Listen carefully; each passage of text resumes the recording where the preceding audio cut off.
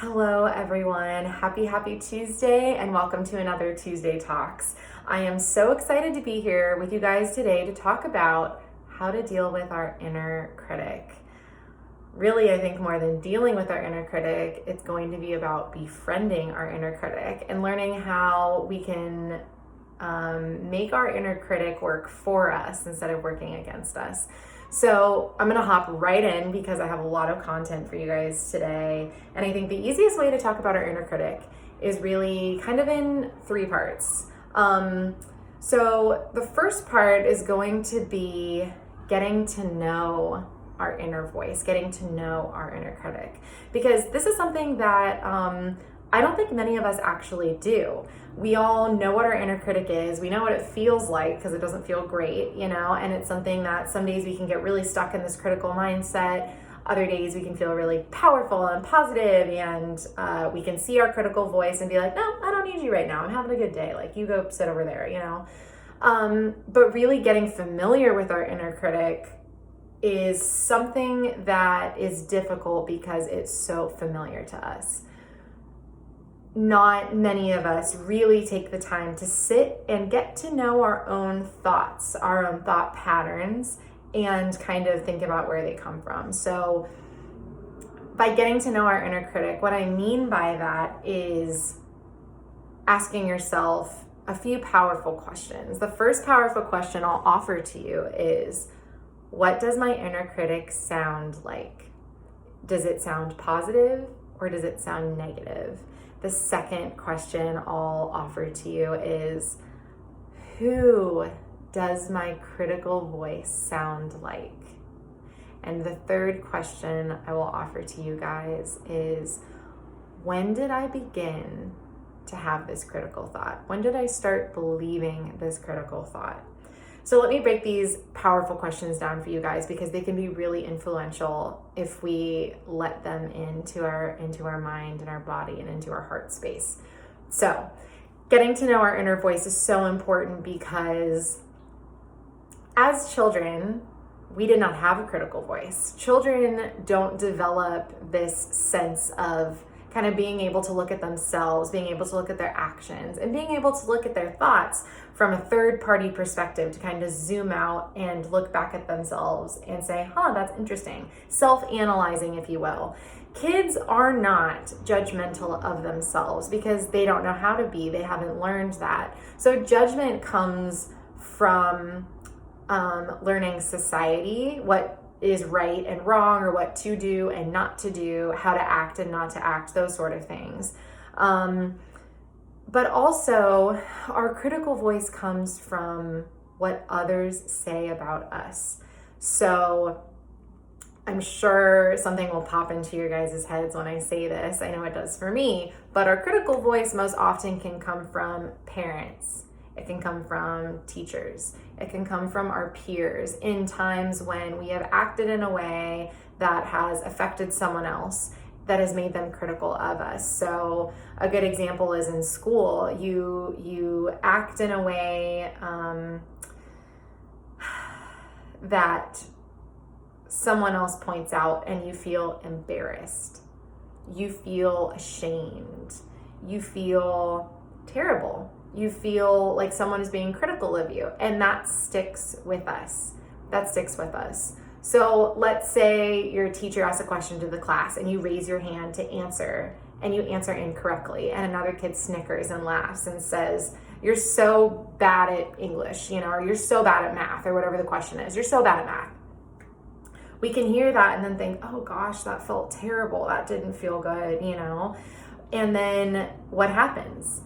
When we go to math class and the teacher asks a question again, we might be a little bit more timid to raise our hands because we don't want to experience that feeling again. So that critical voice that we hear in our head, we can actually start to believe that thought of, I'm so bad at math. I'm so bad at it. Someone said that to me once because I made a mistake, and now I believe it. That is my truth. I am bad at this. But we didn't have that before. Before someone commented on it, we could have gotten the question incorrect. And as children, especially young children like toddlers, they're not like, oh, darn, I got it wrong, and beat themselves up for it. They get it incorrect, and then they're ready to listen for the correct answer. They're ready to move on. They're not judging themselves.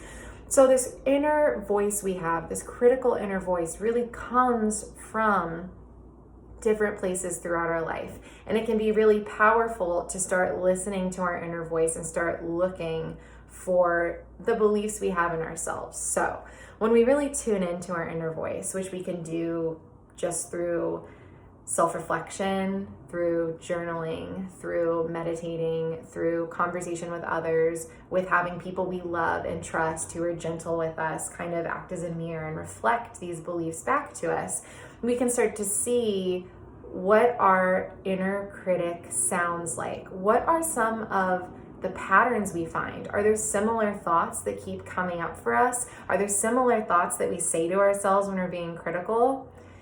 And then thinking, who does that sound like? Where have I heard this before? When did I start believing this about myself? When did my inner critic form?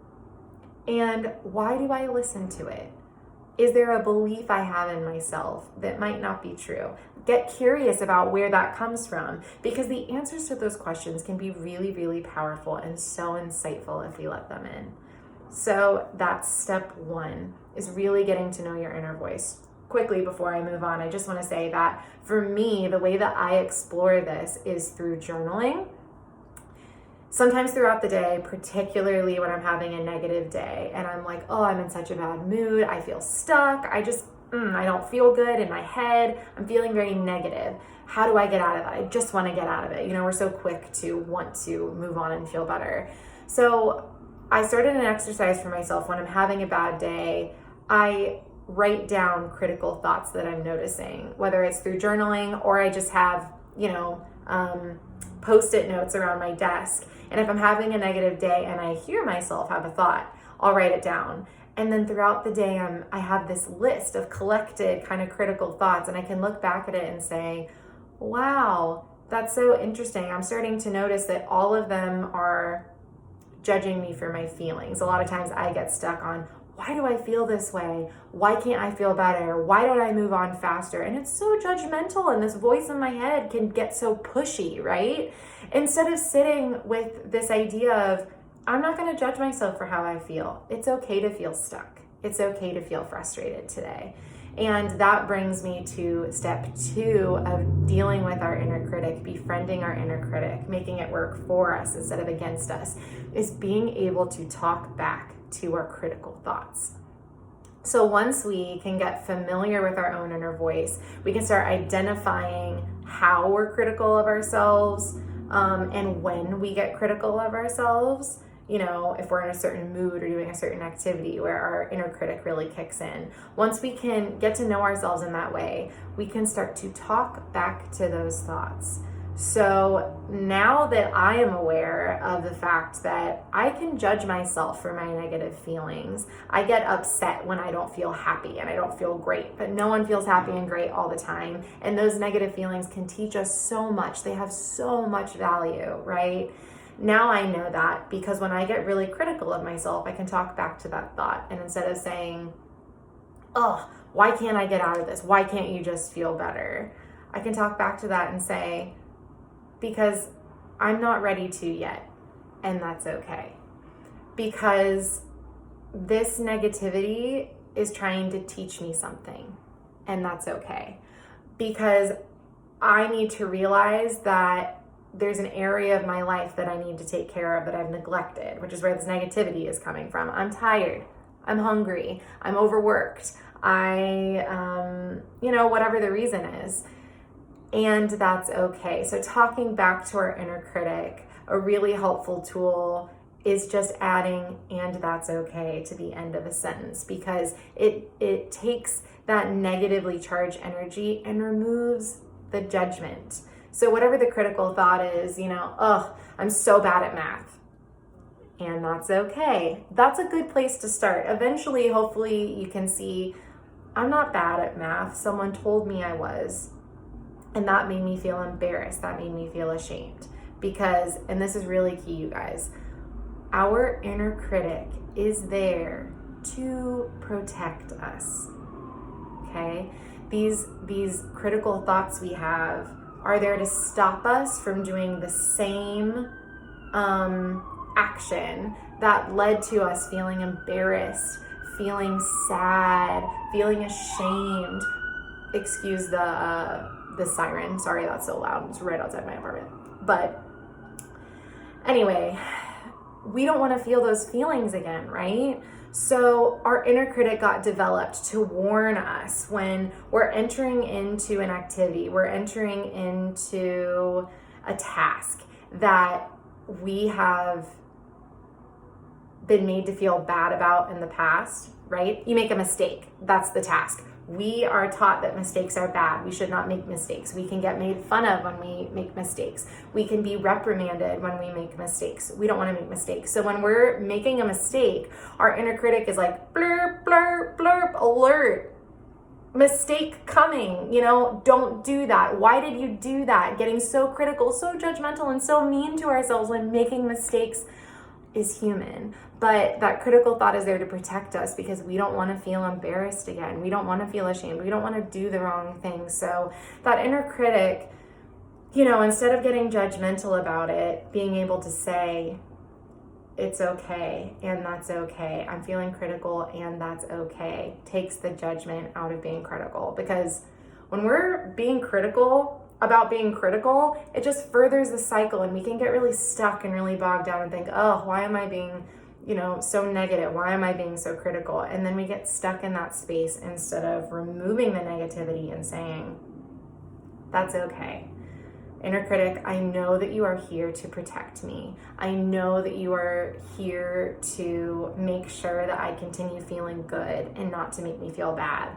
But there's no one here that's pointing out my mistakes. There's no one else that's holding me accountable in this negative way. So inner critic, I hear you, but I don't need you today. I don't need you. You're coming on too strong. I'm going to learn from you, but let you know that everything's okay.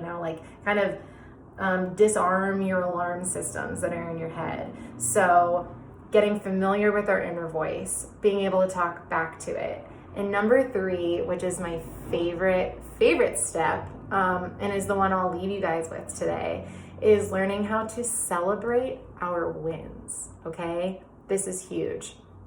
When we start celebrating our wins, even the teeny tiniest ones, we are rewiring our brains to stop focusing on being critical and focus on positive reinforcement, if you will. It's focusing on reward. So an example of this is a really easy way our inner critic can creep in for all of us is if we have a to-do list, if we have a list of set tasks to do throughout the day, and there's 10 of them. We get 8 done. That's a wildly productive day, right? We got 8 things done on our to-do list. But 9 times out of 10 at the end of the day, we're not like, woohoo, I got 8 things done. We're like, oh my gosh, I didn't finish my whole to-do list. I didn't get those 2 things done. So instead of celebrating our wins of all the things we did do, we're looking at the things that we didn't do, that we didn't get done, and we are being critical of those things. So when we train our brain to celebrate our wins, where we say, you know what, I didn't get those 2 things done, and that's okay. I'm going to celebrate the 8 things that I did get done today. The more we do that, we're rewiring our brain. Instead of looking for places to be critical, we're looking for places to celebrate. We are looking for places to feel proud, to feel good about ourselves, to say, hey, good job. Because I think all too often, especially these days, we are really looking for validation from other people to celebrate. There's so many things to celebrate every day that you do a great job at, that you do your best at. And it's okay if you make a mistake. It's okay if it's not done perfectly, but you showed up and you tried. That is absolutely worth celebrating. But instead of letting ourselves celebrate these things, we're waiting for someone else to celebrate for us, to say, good job, you deserve this. But we need to learn how to validate ourselves and give back to ourselves. So those are the 3 things that I will offer to you today in order to kind of combat your inner critic and how to make it work for you instead of against you. So thank you so much for being here for my Tuesday talk today, you guys. Please let me know what you think about this video. Comment down below and tell me, what you are taking away from it. And I will talk to you guys next Tuesday. Bye.